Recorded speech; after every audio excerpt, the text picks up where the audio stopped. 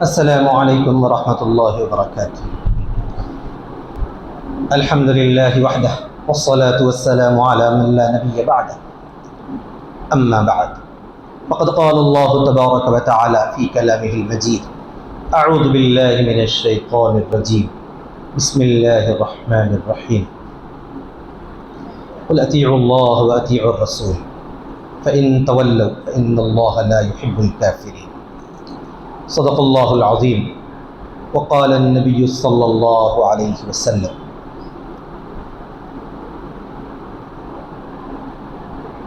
المرء مع من احب او کما قال صلی اللہ علیہ وسلم۔ بزرگان محترم، عزیز دوستوں اور ساتھیوں، پیارے بچوں، اولاً میں اللہ تعالیٰ سے دعا گو ہوں کہ رب اشرح لی صدری، کہ پروردگار میرے لیے میرے سینے کو کھول دے اور میرے کام کو آسان فرما دے، میری زبان کی گرہ کشادہ کر دے تاکہ لوگ میری بات سمجھ سکیں، آمین۔ اللہ تعالیٰ نے ہم سب پر یہ ذمہ داری فرض فرمائی ہے کہ ہم اللہ تعالیٰ کی اطاعت کریں، اللہ کے رسول حضرت محمد صلی اللہ علیہ وسلم کی اطاعت کریں۔ اسی کو اطاعت خدا اور رسول کا نام دیا گیا ہے، اور یہی کامیابی کا ذریعہ ہے۔ اگر کوئی آدمی یہ کہتا ہے کہ ہم اللہ سے محبت رکھتے ہیں لیکن وہ رسول اللہ صلی اللہ علیہ وسلم کی اطاعت نہیں کرتا، تو اس کا یہ کہنا سراسر غلط ہے، بے جا ہے اور بے حیثیت ہے۔ اسی وجہ سے اللہ تعالیٰ نے فرمایا ہے، قل ان کنتم تحبون اللہ فاتبعونی، اے نبی صلی اللہ علیہ وسلم آپ کہہ دیجئے کہ اگر تم اللہ سے محبت رکھتے ہو، اللہ سے محبت کا دعویٰ کرتے ہو، اللہ سے سچا تعلق رکھتے ہو، تو اس کا اظہار اس طرح پر کرو کہ میری اتباع کرو، یعنی نبی اکرم صلی اللہ علیہ وسلم کو کہا گیا ہے کہ آپ ان کے سامنے پیغام سنا دیں۔ اگر کوئی اللہ سے محبت کا دعوے دار تو ہے لیکن رسول اللہ صلی اللہ علیہ وسلم کی اطاعت نہیں کرتا، تو وہ اپنے دعوے میں کامل نہیں ہے، یا دعوے کے مطابق عامل نہیں ہے، عمل نہیں کر رہا ہے۔ جہاں اللہ سے محبت نہایت ضروری ہے، اسی کے ساتھ اللہ کے رسول صلی اللہ علیہ وسلم سے سچی محبت رکھنا اور آپ سے حقیقی تعلق کا اظہار کرنا بھی ایمان کی نشانی اور علامت ہے۔ اگر کوئی اللہ سے محبت کا دعویٰ کرتا ہو تو اس کے لیے لازم ہے اللہ کے رسول صلی اللہ علیہ وسلم کی اطاعت، اور اطاعت محبت کے بنا ہو نہیں سکتی، تو اللہ کے رسول صلی اللہ علیہ وسلم سے سچی محبت رکھنا، اس درجے میں محبت رکھنا کہ اللہ کے رسول صلی اللہ علیہ وسلم کی محبت پر اور آپ صلی اللہ علیہ وسلم کے حکم پر ہم اپنی ہر چیز کو قربان کرنے کے لیے تیار اور آمادہ ہو جائیں۔ اگر کوئی مقام ایسا ہو جہاں رسول اکرم صلی اللہ علیہ وسلم کی محبت کا تقاضا کچھ اور بتاتا ہو، اور ہماری اپنی چاہت، ہماری اپنی خواہش، یا ہمارے جو رشتہ دار ہیں، بھائی بہن ہیں، بچے ہیں، بیوی ہے، ماں باپ ہیں، ان کی محبت کچھ اور تقاضا کرتی ہو، تو پھر یہ ہمارے لیے محبت رسول صلی اللہ علیہ وسلم کا مطالبہ اور تقاضا یہ ہے کہ ہم اللہ کے رسول صلی اللہ علیہ وسلم کی محبت کے مطابق عمل کر کے دکھائیں۔ ہم سے یہ غلطی ہو جاتی ہے کہ اب میں سے اکثر مسلمان ایسے ہیں جو اللہ کے رسول صلی اللہ علیہ وسلم سے سچی محبت کا دعویٰ کرتے ہیں، اور اس دعوے میں اپنے آپ کو سچ ثابت کرتے ہیں زبانی طور پر، اور واقعتاً ہم نے جس طرح کا دعویٰ کیا اس دعوے میں حق بجانب بھی ہیں، لیکن عمل میں ہم سے ایک کوتاہی سرزد ہو جاتی ہے کہ ہم اللہ کے رسول صلی اللہ علیہ وسلم سے محبت کا جب تقاضا عملاً ثابت کرنے کا موقع آتا ہے تو اس وقت ہم جو ہے کمزور ہو جاتے ہیں، پیچھے ہٹ جاتے ہیں، اور ظاہری طور پر کچھ مجبوریاں پیش کر دی جاتی ہیں، اور کچھ ایسے بیکار قسم کے بالکل غیر معقول عذر پیش کیے جاتے ہیں جن کی کوئی حیثیت کوئی حقیقت نہیں ہے. ان اعذار کے تلے یا ان چھوٹے موٹے بیکار عذروں کے نام پر رسول اکرم صلی اللہ علیہ وسلم کی اطاعت کو چھوڑ دیتے. اس طرح ہم محبت کے تقاضے پر عمل نہیں کرتے. آج کی اس گفتگو کا سب سے پہلا پیغام یہ ہے کہ تمام مسلمان اللہ سے، اللہ کے رسول صلی اللہ علیہ وسلم سے سچی محبت رکھیں اور اس کے تقاضے پر بھی عمل کریں. اب اس کے بعد کی دوسری بات، آج کی اس گفتگو کا موضوع یہ ہے کہ اگر کوئی رسول اکرم صلی اللہ علیہ وسلم کی شان اقدس میں یا آپ صلی اللہ علیہ وسلم کے متعلق کوئی ایسی بات کہے جو ناشائستہ ہو، نامناسب ہو، اور کوئی ایسا جملہ ہو جو گستاخی کی زد میں آتا ہو، یا جس سے نبی اکرم صلی اللہ علیہ وسلم کی شان اقدس پر، آپ صلی اللہ علیہ وسلم کی عظیم المرتبت ذات پر کسی طرح کا اعتراض یا برائی یا کیچڑ اچھالنا نعوذ باللہ، یا آپ کی شان میں گستاخیاں، اگر کوئی بھی ایسی بات ہو تو یہ بات ہمیں قطعاً ناقابل برداشت ہے اور ہم اس کو تسلیم کر ہی نہیں سکتے. یہی تمام مسلمانوں کا عقیدہ ہے. ہو سکتا ہے کہ کوئی مسلمان عمل کرنے میں کوڑا ہے اور عمل کرنے میں کمزور ہے، عمل کرنے میں تھوڑا سا بیکار ہے، اس سے سنتیں بھی ہو سکتا ہے چھوٹ جاتی ہوں، کبھی کبھار فرائض میں بھی وہ غفلت برتتا ہو، اور کبھی کبھار برائیوں میں مبتلا ہو سکتا ہو، گناہوں کے اندر بھی اس کی زندگی بسر ہو سکتی ہو سکتا ہے مسلمان سے یہ تمام برائیاں سرزد ہو سکتی ہیں، کیونکہ وہ انسان ہے، اور انسان ہونے کے ناطے خود رسول اکرم صلی اللہ علیہ وسلم نے فرمایا کلکم خطاؤون، تم سب بڑے گنہگار ہو،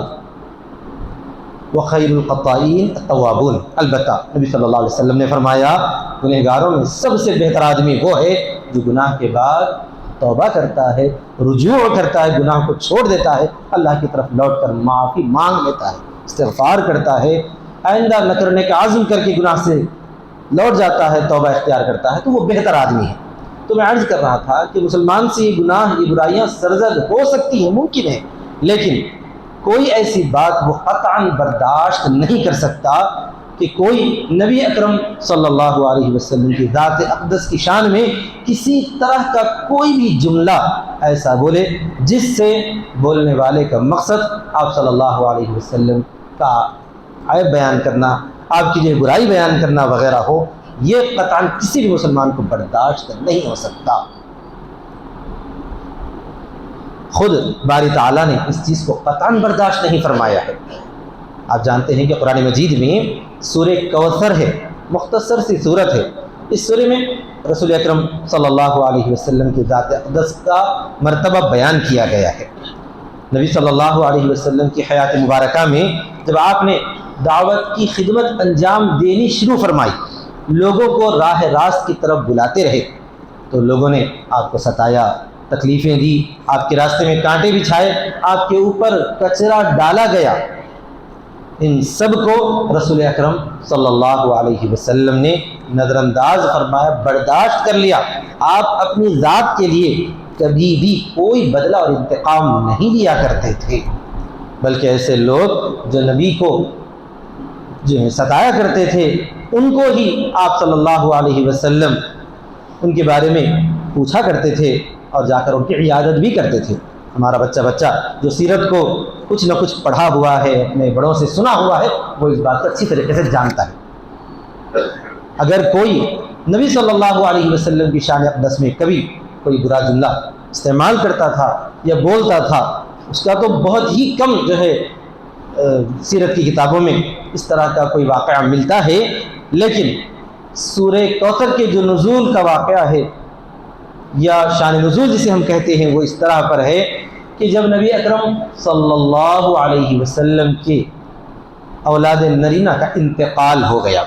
یعنی آپ صلی اللہ علیہ وسلم کے مرد بچوں کو اللہ تبارک و تعالیٰ نے دنیا میں باحیات نہیں رکھا، ولادت ہوئی اور بچپن ہی میں ان کا انتقال ہو گیا. تو بعض کفار مکہ نے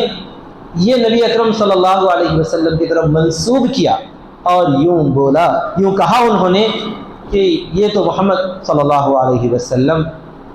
ابتر ہیں، یعنی آپ کا اب نام و نشان باقی نہیں رہے گا۔ آپ صلی اللہ علیہ وسلم کو چونکہ مرد بچے موجود نہیں ہیں یا وفات پا گئے ہیں، 4 کی 4 آپ کی بیٹیاں ہیں، تو بس تھوڑے دنوں میں آپ کا نام و نشان ختم ہو جائے گا، کیونکہ جب جو ہے آدمی کا بیٹا نہیں ہے تو پھر اس کی نسل نہیں چلتی، اس کا خاندان نہیں چلتا۔ تو ان کا جو رواج خاندانی تھا اس رواج کو بیان کر کے آپ کی شان میں یہ جملہ بازو نے کہا، یعنی آپ کا نام و نشان باقی نہیں رہے گا۔ تو اللہ تبارک و تعالیٰ کو ان کا یہ کہنا قطعا ناگوار ہوا۔ اللہ تعالیٰ نے آپ کی شان اقدس کو، آپ کے مرتبے کو بلند فرمایا اور فرمایا کہ آپ کا نام و نشان اتنا اونچا ہے، اتنا اونچا ہے کہ انا اعطیناک الکوثر، ہم نے تو آپ کو کوثر جیسا خیر کثیر عطا فرمایا ہے۔ کوثر کا 2 مفہوم بیان کیا گیا ہے، ایک تو یہ کہ بہت بڑا خیر، چاہے وہ خیر مال و دولت کی شکل میں ہو، چاہے وہ خیر لوگوں میں عزت و احترام کی شکل میں ہو، یا وہ خیر لوگوں کے جو ہے احسانات کی شکل میں ہو، لوگوں کے شکریہ ادا کرنے کی شکل میں ہو، کہ کسی نے کسی پر احسان کیا اور لوگ شکریہ ادا کرنے لگے۔ تو یہ خیر کثیر کے اندر تمام مفہوم شامل ہیں۔ اور دوسرا یہ بھی اس کا ترجمہ کیا گیا ہے کہ کوثر سے مراد وہ نہر ہے جو اللہ تبارک و تعالیٰ اپنے حبیب حضرت محمد مصطفیٰ صلی اللہ علیہ وسلم کو قیامت کے دن عطا فرمائے گا، جس سے نبی صلی اللہ علیہ وسلم ان تمام امت کے پیاسے لوگوں کو اپنے دست مبارک سے پانی پلائیں گے جو آپ صلی اللہ علیہ وسلم کے امتی تھے، اور وہ نبی صلی اللہ علیہ وسلم کی اطاعت مکمل طور پر کیا کرتے تھے، سنتوں پر عمل کیا کرتے تھے۔ کبھی اگر ان سے چوک بھول ہو جائے تو معافی مانگ لیتے تھے، اللہ تعالیٰ ان کو معاف فرما دیتا تھا۔ تو کوثر سے مراد وہ بھی ہے۔ تو اللہ تعالیٰ نے آپ کا مرتبہ اتنا بلند فرمایا ہے کہ دنیا میں خیر کثیر عطا کیا ہے، اور آخرت میں آپ صلی اللہ علیہ وسلم کو وہ عظیم نہر عطا کیا ہے کہ جس سے آپ صلی اللہ علیہ وسلم کسی کو پانی پلا دیں تو پھر وہ جنت میں داخل ہونے تک پیاسا نہیں ہوگا۔ تو اتنا بلند مرتبہ اللہ تعالیٰ نے نبی صلی اللہ علیہ وسلم کو بیان فرمایا۔ فَصَلِّ لِرَبِّكَ وَانْحَرْ، پھر نبی صلی اللہ علیہ وسلم کو حکم فرمایا گیا کہ اے نبی صلی اللہ علیہ وسلم آپ نماز پڑھتے رہیے، اپنے رب کی بڑائی بیان کرتے رہیے۔ یہ جو لوگ یہ کہتے ہیں کہ آپ کا نام و نشان ختم ہو جائے گا کیونکہ آپ کی جو ہے اولاد نرینہ یعنی بچے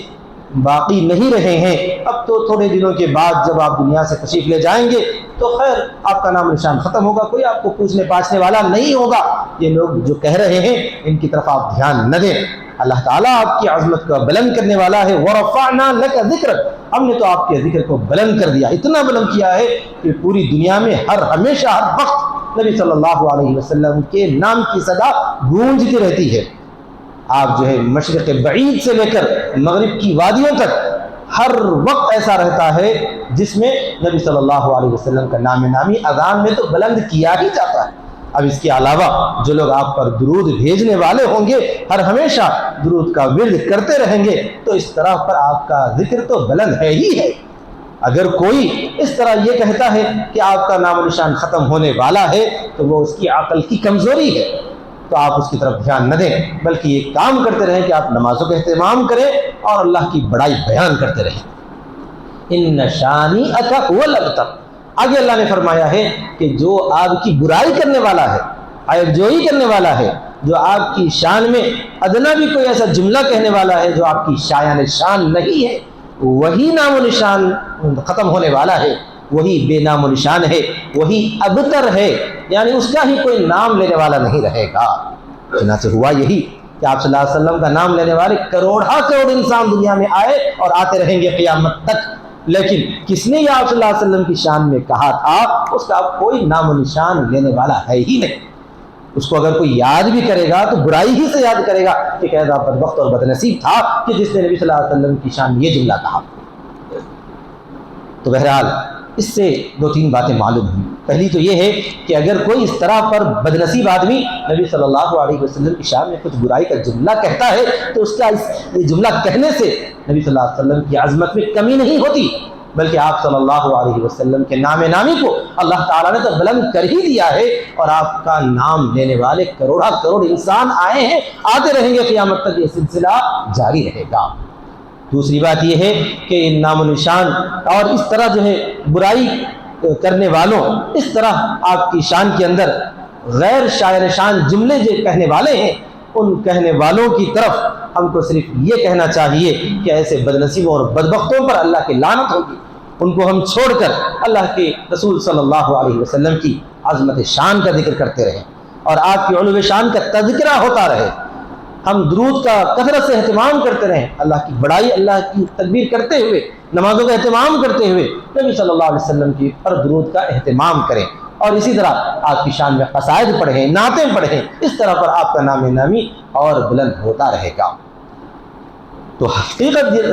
بات یہ ہے کہ جو کوئی بھی نبی صلی اللہ علیہ وسلم کے تعلق سے کوئی غیر شاعر شان جملہ بولتا ہے، آپ صلی اللہ علیہ وسلم کی شان میں ایسے کلمات نکالتا ہے جو آپ کی شان کے ادب کے خلاف ہے، تو وہ اللہ تبارک و تعالیٰ کو قطعاً ناپسند ہے۔ چنانچہ سورہ قلم میں باری تعالیٰ نے اس آدمی کو جو نبی صلی اللہ علیہ وسلم کی برائی کیا کرتا تھا، اس کے بارے میں فرمایا کہ وہ اتنا بدنصیب آدمی ہے کہ وہ بالکل جو ہے ایسا لڑکا ہے جو حلال ماں باپ کا نہیں ہے۔ اس کو کہا گیا جو آپ کے بارے میں جو غیر شاعر شان جملہ بولتا ہے، جو آپ کی برائی لوگوں کے سامنے بیان کرتا ہے۔ چنانچہ محققین نے، مفسرین نے تحقیق کر کے یہ بات ثابت کی ہے، لکھی ہے کہ کوئی بھی ایسا آدمی چاہے وہ کتنا ہی جو ہے لوگوں میں اپنی بڑائی جتاتا ہو یا کچھ بھی کرتا ہو، اگر وہ نبی صلی اللہ علیہ وسلم کی شان میں کوئی برا جملہ استعمال کرتا ہے، آپ کی شان میں گستاخی کا مرتکب ہوتا ہے، تو حقیقت یقیناً یہ ہوگی جو باری تعالیٰ نے فرمائی ہے کہ جس نے بدگوئی کی تھی آپ کی شان میں وہ ولد الزنا ہے۔ تو جو کوئی بھی بدگوئی کرے گا، اس بارے میں مفسرین لکھتے ہیں کہ وہ اسی کیٹیگری میں آئے گا۔ تو ایسے برے لوگوں اور ایسے انتہائی غلط قسم کے جو افراد ہوتے ہیں، وہ اپنا ہی نقصان کرتے ہیں اور اپنی نسل کو دوسروں کے سامنے ظاہر کرتے ہیں کہ ہم نعوذ باللہ ایسے ہیں ویسے۔ اب دو باتیں میں آپ کی خدمت میں رکھنا چاہتا ہوں۔ پہلی بات تو یہ ہے، ہمارے جو برادران وطن ہیں، ہمارے جو غیر مسلم بھائی اور بہنیں ہیں، ان کی خدمت میں نہایت ادب و احترام کے ساتھ کہ دیکھو آپ لوگ یہاں ایک جو ہے اپنے مذہب پر، اپنے دین پر عمل کر رہے ہیں، تو آپ شوق سے کرتے رہیں، ہم کو ان سے لینا دینا کچھ نہیں، کیونکہ خود اللہ تعالیٰ نے سورہ کافرون کے اندر بیان فرمایا ہے، لکم دینکم ولی دین، تمہارے لیے تمہارا دین ہے، یا تم جو کچھ کرو گے اس کا بدلہ تمہیں ملنے والا ہے، اور ہمارے لیے ہمارا دین ہے، ہم جو کچھ کریں گے اس کا بدلہ ہمیں ملنے والا ہے۔ لیکن یہ یاد رہنا چاہیے کہ مسلمان جو ہے کبھی بھی غیر اللہ کی عبادت اور پرستش نہیں کر سکتا، کیونکہ خود اللہ تعالیٰ نے فرمایا لا اعبد ما تعبدون، اے نبی آپ یوں کہہ دیجئے کہ میں عبادت نہیں کر سکتا تمہارے معبودوں کی، اور تمہارا حال یہ ہے کہ تم اللہ کی عبادت نہ کرتے ہو تو تمہاری اپنی مرضی، تم اپنا کمرتے رہو۔ اب ہمارے بارے میں ہم اپنے غیر مسلم برادران وطن سے، بہن بھائیوں سے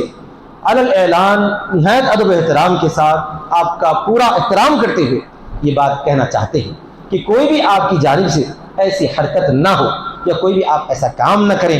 جس سے مسلمانوں کے دلوں کو ٹھیس اور تکلیف پہنچتی ہو۔ آدمی کی مزاج، آدمی کی فطرت اور اس کی مزاج کے اندر یہ بات شامل ہے کہ جس کو آپ عزت و احترام دیتے ہیں، میں مسلمان کی بات نہیں کر رہا ہوں، ایک عام آدمی کی بات کہہ رہا ہوں، جس کو جو ہے کوئی بھی عزت و احترام دیتا ہو، جس کا عزت و احترام کرتا ہو، اس کے تعلق سے اگر کوئی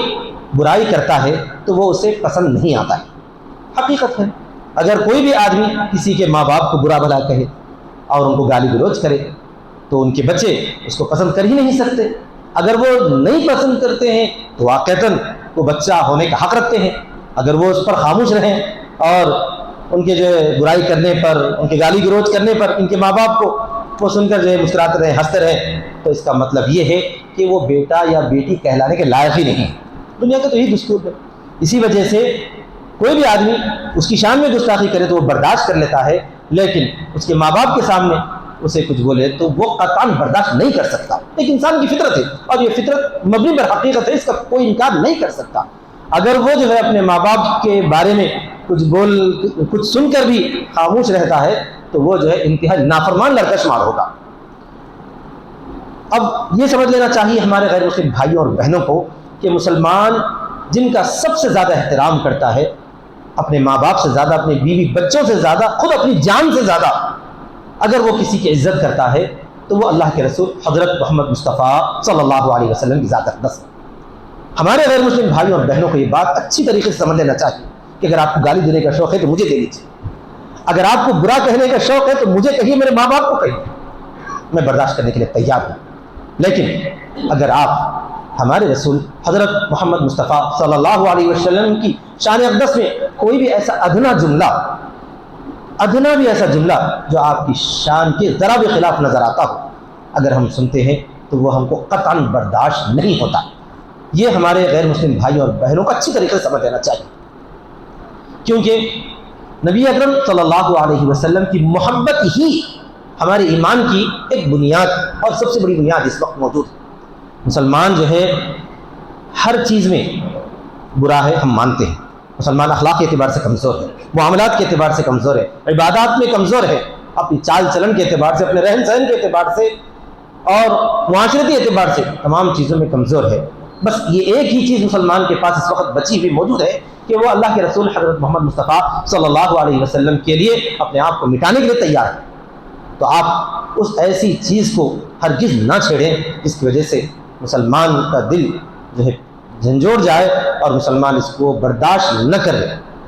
یہ ہم ہمارے غیر مسلم بھائیوں اور بہنوں سے نہایت عزت و احترام کے ساتھ کہنا چاہتے ہیں، کھلم کھلا کہنا چاہتے ہیں۔ آپ بھی اپنے بھائیوں اور بہنوں جو بھی ہمارے غیر مسلم برادران وطن ان کے سامنے بات واضح طور پر کہہ دیجیے کہ ایسی کوئی چیز ہم برداشت نہیں کر سکتے۔ اور یہاں کے غیر مسلمین کی میں عزت کرتا ہوں، تعریف کرتا ہوں ان کی کہ وہ کبھی ایسا کرنا جو ہے سوچ بھی نہیں سکتے تھے۔ برسا برس سے ہم نے یہاں کے غیر مسلمین کو جو دیکھا ہے، میں اپنے بچپن سے دیکھ رہا ہوں اور اس سے پہلے کی تاریخ بھی ہم نے اس ملک کی پڑھی ہے۔ یہاں کے بہت سارے غیر مسلمین وہ ہوئے ہیں جنہوں نے رسول اکرم صلی اللہ علیہ وسلم کی شان میں نعتیں اور قصیدے پڑھے ہیں۔ بہت سارے ایسے ہیں جنہوں نے کتابیں لکھی ہیں، کبھی بھی انہوں نے خال میں یہ سوچا بھی نہیں ہوگا کہ کوئی نبی صلی اللہ علیہ وسلم کی شان میں کسی طرح کا کوئی ناشائستہ جملہ لکھے یا کہے، کبھی نہیں سوچا۔ بات یہ ہے کہ انہوں نے ایمان قبول نہیں کیا، آپ صلی اللہ علیہ وسلم کی اطاعت نہیں کی، وہ ان کا اپنا معاملہ، لیکن کبھی بھی ہمارے کسی پرانے غیر مسلمین کی کتابوں میں ہم نے ایسا نہیں دیکھا کہ انہوں نے نبی صلی اللہ علیہ وسلم کی شان میں کبھی گستاخی کی ہو، کسی نے نہیں کی ہے۔ پچھلے چند سالوں سے یہ دیکھنے میں آ رہا ہے کہ یہاں پر اسلامو فوبیا اتنا بڑھ گیا ہے کہ سوشل میڈیا کی وجہ سے جو یورپین لوگوں کے طریقہ کار تھے وہ یہاں کی عوام نے بھی قبول کر لیے، بعض مسلمانوں نے بھی قبول کر لیے، بعض ہمارے غیر مسلم بھائی اور بہنوں نے بھی قبول کر لیے، اور ان کا دیکھا دیکھی وہ لوگ جو ہے اظہار رائے کی آزادی کے نام پر ایک جملہ استعمال کرتے ہیں، رائے کے اظہار کی آزادی، کہ ہم جو چاہے اپنی زبان سے بول سکتے ہیں، کسی کو جو ہے روکنے کا اختیار نہیں ہے۔ وہاں پر ایسے قانون بنے ہوئے ہیں، اگر اس رائے کے اظہار کی آزادی کے نام پر کسی کو تکلیف پہنچتی ہے، کسی کو ٹھیس پہنچتی ہے تو بولتے ہیں کہ ان کو بولنے کا حق ہے، وہ بول رہے ہیں، آپ تکلیف مت سمجھیں، آپ نہ سنیں، اس طرح پر دوسروں کو جواب دیا جاتا ہے۔ اس نام پر وہاں جو ہے انبیاء کی شان میں گستاخیاں ہوتی ہیں۔ خود یورپ میں جہاں پر اکثریت عیسائیوں کی ہے وہاں پر نعوذ باللہ حضرت عیسیٰ علیہ السلام کی شان میں، حضرت مریم کی شان میں، حضرت موسیٰ کی شان میں، حضرت داؤد اور سلیمان کی شان میں گستاخیاں ہوتی ہیں، اور وہ لوگ جو ہے اس کو سنتے ہیں، ہنستے ہوئے ٹال دیتے ہیں۔ نعوذ باللہ، کتنے بے حس اور اتنے ناہنجار لوگ ہیں وہ کہ جو ہے اپنے نبیوں کی شانوں میں گستاخیاں سنتے ہوئے بھی اس کو نظر انداز کر دیتے ہیں۔ مسلمان کبھی اس کو برداشت کر ہی نہیں سکتا۔ حضرت نبی اکرم صلی اللہ علیہ وسلم ہی کی ذات نہیں بلکہ دیگر جتنے انبیاء علیہ السلام گزرے ہیں، بلکہ جتنے غیر نبی بھی نیک اچھے لوگ گزرے ہیں، چاہے وہ عیسائیت کے دور کے تعلق رکھتے ہوں، حضرت موسیٰ علیہ السلام کے دور سے تعلق رکھتے ہوں، کسی کے شان میں بھی جو ہے گستاخی کرنا تو درکنار، گستاخی سننا بھی ہمارے لیے ناقابل برداشت ہے۔ یہاں یہ پھیلایا جاتا ہے کہ مسلمان ایسے لوگ ہیں کہ محمد صلی اللہ علیہ وسلم کے بارے میں کچھ بھی سن کر جو ہے بھڑک جاتے ہیں۔ نہیں میرے بھائی، نبی صلی اللہ علیہ وسلم کی شان ہی میں نہیں، کسی کی شان میں بھی، حضرت عیسیٰ علیہ السلام کی شان میں بھی اگر تم کچھ بولو گے جو ناشائستہ جملہ ہے اس پر بھی ہم بھڑکیں گے۔ وہ بھی ہمارے لیے ناقابل جو ہے قبول ہے اور ہم اس کو ہرگز پسند نہیں کرتے، ہم اس بات کا اظہار کرتے ہیں تو یہ کہنے کا یقیناً ہم کو حق ہے۔ تو یہ بات میں ہمارے غیر مسلم بھائیوں سے، بہنوں سے، ہمارے سناتنیوں سے بھی اور ہمارے یورپین عیسائیوں، یہودیوں وغیرہ سب سے یہ بات عرض کرنا چاہتا ہوں کہ تم لوگ جو ہے کوئی ایسا جملہ ہرگز نہ کہیں یا کسی کو کہنے کی اجازت نہ دیں جو نبی اکرم صلی اللہ علیہ وسلم کی شان میں ادنا بھی گستاخی کی طرف اشارہ کرنے والا ہو، کیونکہ یہ ہمارے ایمان کا حصہ ہے، ہم اس کو برداشت نہیں کر سکتے۔ پھر دوسری بات، میں مسلمانوں کی خدمت میں ایک درخواست یہ پیش کرنا چاہتا ہوں کہ یہاں جو اسلام دشمنی یا اسلاموفوبیا پھیل چکا ہے، اس کا سب سے بڑا سبب ہے سوشل میڈیا۔ تو ہم کو یہ کرنا چاہیے کہ سوشل میڈیا کی جو ایسی سائٹس یا ایسے جو ہے ایپس جو نظر آتے ہیں جن میں اس طرح کی گستاخیاں پھیلائی جا رہی ہیں، ہم جو ہے کوشش اور فکر کر کے